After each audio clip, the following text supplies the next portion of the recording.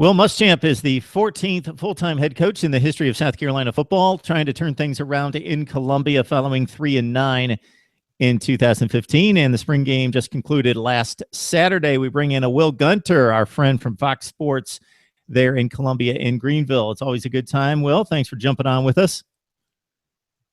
Always glad to do it. The Masters over, the Heritage is beginning, and so the countdown is on until football season. So excited to talk a little football after last Saturday.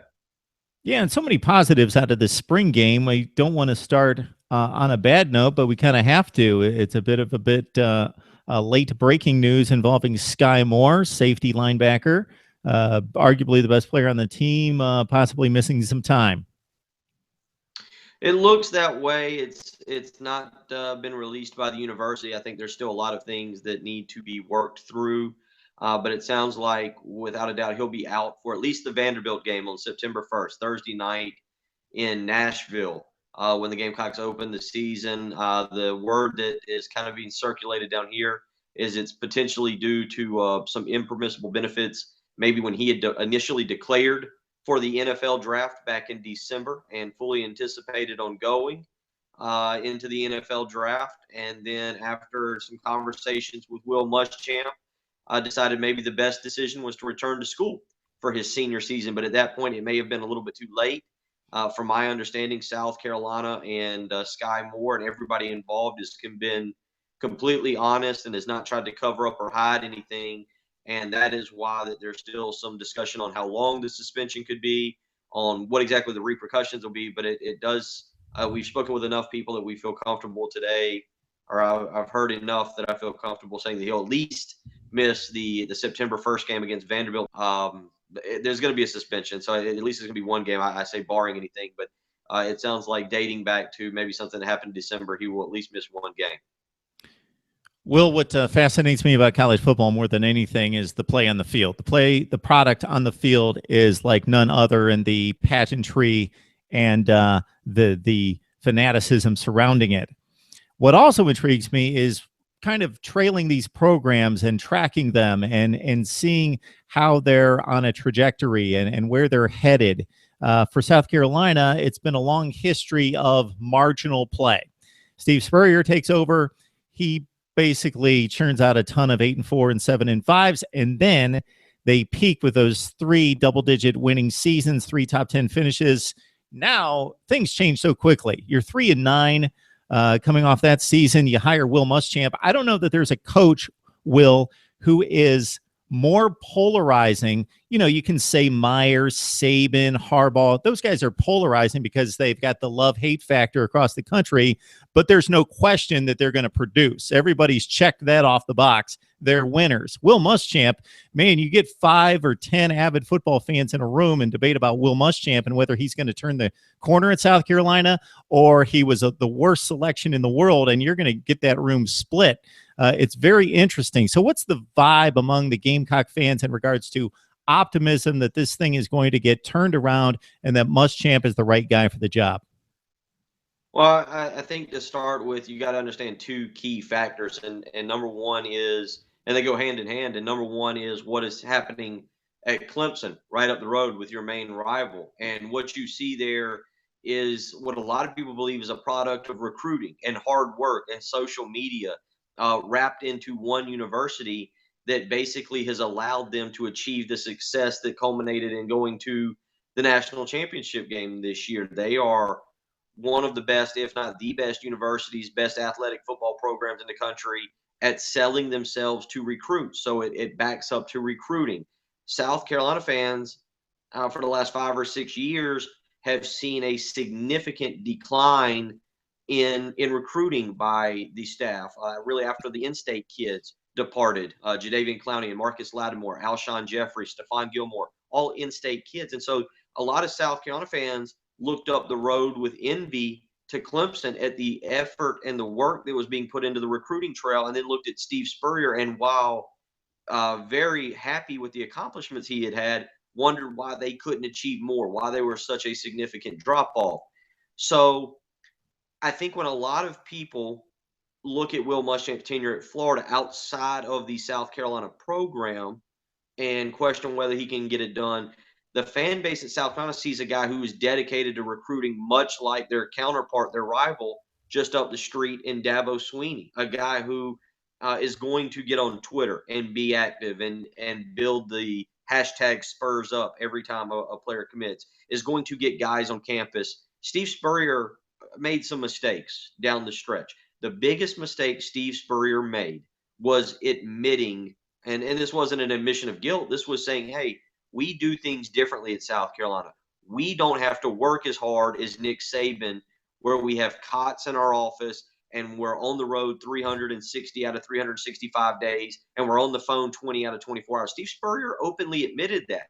And I was at a meeting coming off the third 11-2. I was at a Gamecock Club function meeting coming off the third 11-2 season when Lorenzo Ward, the then defensive coordinator, talked openly to a fan base that had set their expectations very high about how at South Carolina they do things differently, that they can spend time with their families, and that they are not always nose to the grindstone, and they're allowed a little bit of free time. Well, that's great when you're winning. When you go 7-6 and recruit, and the defense is giving up 50 points a game and 500 yards, people start to grumble. When you go 3-9 and you allow Grayson Lambert, who's going to be the greatest answer to any college football trivia question moving forward about who has the highest completion percentage and all of, in a single game in college football, people get really upset now when they hear those comments that, hey, we don't have to work as hard and we do things differently here, and you produce a 3-9 record. So locally, when we do the radio show, when I do television, when I'm at functions, people are ecstatic because wins and losses right now, there's nothing to measure. But what they're measuring is a guy who's working tirelessly, who's having physical spring practice. Nobody cared about the injuries. Remember all the injuries that happened at Florida. Steve Spurrier became known as a country club coach where you would show up. They were not very physical practices, whether it was spring or fall camp, and people got a little bit upset with that. And so it's been a complete 180 from the end of the Spurrier era that brought about 7-6 and then 3-9 to Will Muschamp, and that has South Carolina fans very excited and believing that while there is a rebuild that will have to take place, they also aren't very far away from being competitive again in the SEC East. Which brings us to the quarterback situation, and I have held since he walked off campus that Connor Shaw was one of the more resourceful and underappreciated quarterbacks in the history of the SEC. And I'm not talking about Gamecock fans, but I'm talking about in regards to his legacy across the country. People don't highly regard Connor Shaw, and I think one of the more amazing stats that we've heard in quarterback play in recent years, 24 touchdowns, 1 pick his last season in South Carolina, leading one of those 11-2 teams that beat Wisconsin in the Capital One Bowl. That aside, you probably have more talent depth combination, not the experience, but the talent depth combination there at quarterback than you've had in recent years. There is. It's kind of interesting. And again, here I want to go back to what we just talked about because it's a fascinating point.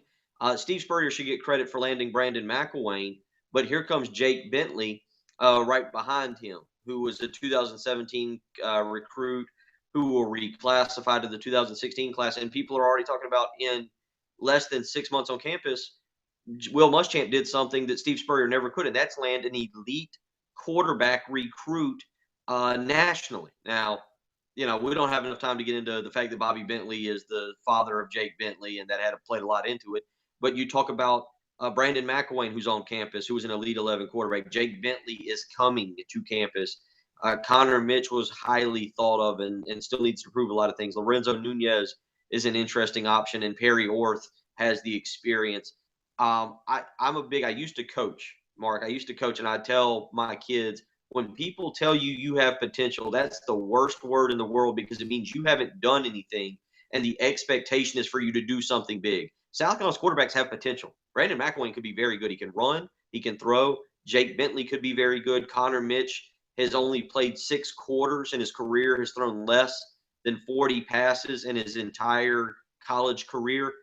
Perry Orth, you're right. There is actually talent there. It's going to be young. It's going to be inexperienced. It's going to have to rely on a running game because they lack wide receivers. But you're right. Between McElwain and Jake Bentley, the future is set for South Carolina at the quarterback position and Will Muschamp. Okay, Will, you take us to running back in the running game. Your thoughts about that position? I know where you're leaning, that's a bit of a concern for you. Coming out of the spring, coming out of Saturday's spring game, there's no doubt in my mind that running back and safety play are the two massive holes on this roster. And quite honestly, I will go as far as to say running back is the biggest hole. I'm maybe in the minority on that simply because I think South Carolina to win in 2016 has to play very good defense, which I think they will, and they have to run the ball. It has to be a formula that South Carolina used early on in the Steve Spurrier era. David Williams was highly thought of coming out of Pennsylvania. Four-star recruit, Penn State, Oklahoma, a lot of big offers. Has just quite frankly not lived up to the hype. And he didn't take hold of the position, I think, this spring like people wanted to. He's a big SEC type thumper back. He's 6'1, he's 225. He's the kind of guy you can hand it to 25 times a game when you have a young quarterback and you don't have to throw it around. Behind him is a young man named A.J. Turner out of Virginia, who, again, highly thought of. A lot of offers: Ohio State, Michigan State, Virginia Tech. But he's about 5'9". He's about a $190. He's not what you would consider your classic every down back, but he's got great speed. He can be a changeup kind of guy. After that, there's a massive void. Rod Talley, kind of the third string running back, is a walk on. There's a young man that'll show up in August named Rico Dowdle, who is a four-star back that they're kind of looking at and counting on. But I'll tell you, Mark, I look at the running back situation as the biggest detriment to South Carolina in 2016 because, again, if they can't run the ball and protect that defense and take pressure off the quarterback, they can't succeed. I don't know if they get bowl eligible. And yeah, you look at that with David Williams not establishing himself, that position, in my opinion, goes into the fall wide open. So let's flip to the defense because you're optimistic that the defense is going to be good. It wasn't so good last year, and some people would argue that the best defensive performances out of this team came because there are some anemic offenses in the Eastern Division, i.e., Mizzou to the greatest extent, and of course Vanderbilt. Why the optimism on defense? Well, it's twofold. One, if you go across the defense, I think that Steve Spurrier and his defensive staff actually left talented players. The front four was widely regarded in the recruiting game. Marquavius Lewis was the #1 junior college defensive end coming out of college, out of Kansas last year. He's going into a senior year.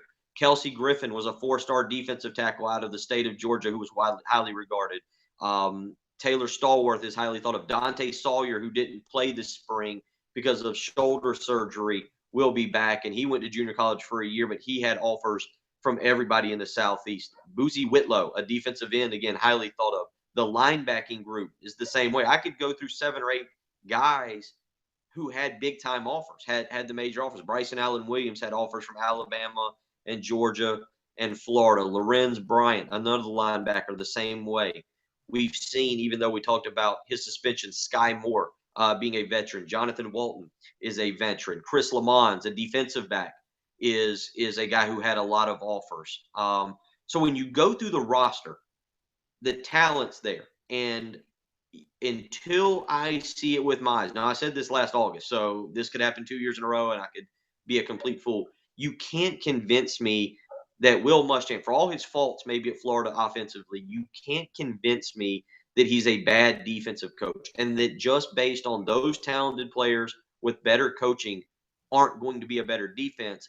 And then my second reasoning here, and this is outside of South Carolina's control, I look at the schedule. Let's go down. Vanderbilt will start a quarterback who has less than 5 career starts.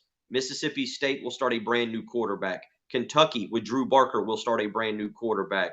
Texas A&M will probably start a quarterback with 1 start in his career, a bowl game. Georgia will probably start a quarterback with no career starts. Missouri will start Drew Lock, probably, a guy who's still very limited. Florida will probably start Del Rio with 0 starts. You look at their schedule, all of a sudden the offenses they play outside of Tennessee and Clemson aren't terrifying offenses. Now maybe Texas A&M ends up being good. Nick Chubb's a good running back at Georgia, but I feel like Will Muschamp and Travaris Robinson and Lance Thompson, with their knowledge, are going to coach up some very quality players that he has, and I think they're going to add another guy, Jamarcus King, to the defensive secondary this coming May when he enrolls, and possibly another guy in J.C. Jackson, another defensive back. So I do. I think the defense is going to actually maybe be the surprise to the league. I'm calling for them to be in the top half of the league, and with that schedule that I just gave you and those quarterbacks, potentially that defense getting into the top four.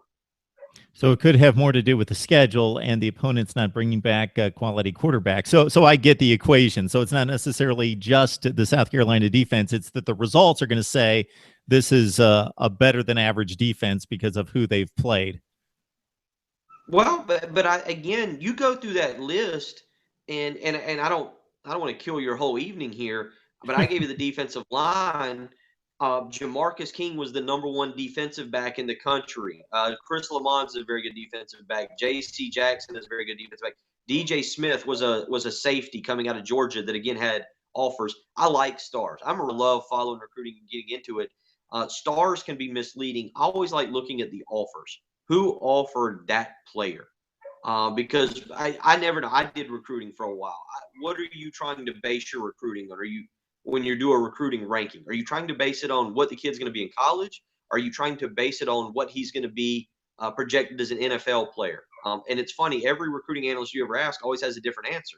So then you toss them in a room and they try and make up a star ranking, and nobody ever has a good answer. I look at offers because offers tell me who's trying to help, who's the best college player that's going to help that guy win. And if you go down South Carolina's defensive roster, there's a lot of players that were highly recruited by big time schools that are going to be starting this year that I think can contribute.